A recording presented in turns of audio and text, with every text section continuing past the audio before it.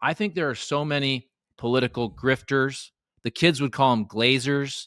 I would call them dick riders, basically. People that are so uncompromisingly partisan, right? Will never say Yes. anything bad about their side and just Yes. criticize the other side.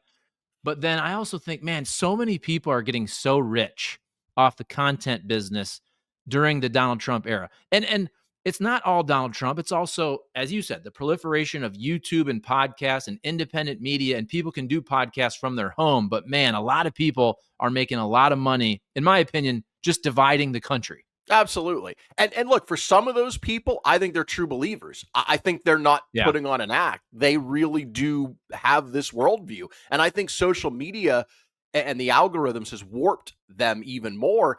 And a lot of these people are very smart. Like in some ways, there's been a lot of research about this, or some research, and people have pointed this out. In some ways, very smart people are more susceptible to propaganda and to kind of falling into that tribalism than dumb people are, because they can convince themselves in their head that, oh yeah, this is right.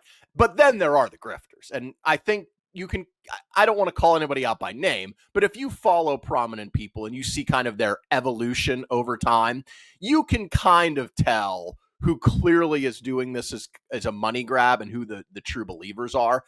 And maybe it's a little bit of both for a lot of people, right? Because we're all, we all respond to incentives as human beings. And right now, the incentives are clear in media, especially in political media.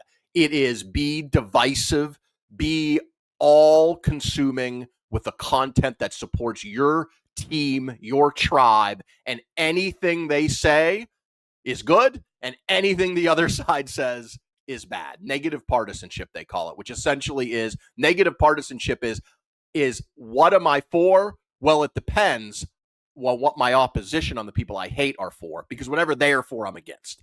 And that is kind of the world we are in right now, where negative partisanship drives everything. So the thing that you and I did in 2024, for the people who are with us, and what we'll try, I'm sure, do again in 2025, is just try to be fair. Like, obviously, we have our points of view. We have our preferences. Anyone who's listened to this show knows that, or will listen to it, will come to learn it. But that doesn't mean you can't say, you should be able to point out things that the side you agree with more does that you hate, or the side you disagree with does that you like. So for instance, if you are a hardcore Donald Trump person and you can't think of off the top of your head 3 things you don't like or you disagree with about Trump, or same thing if you're a hardcore Democrat and you hate Trump, if you can't think of 3 things you disagree with, say, Kamala Harris or Joe Biden on off the top of your head, then I would argue that you are in too deep. Like you will just go with anything. And hell, a lot of people probably can't even think of one thing.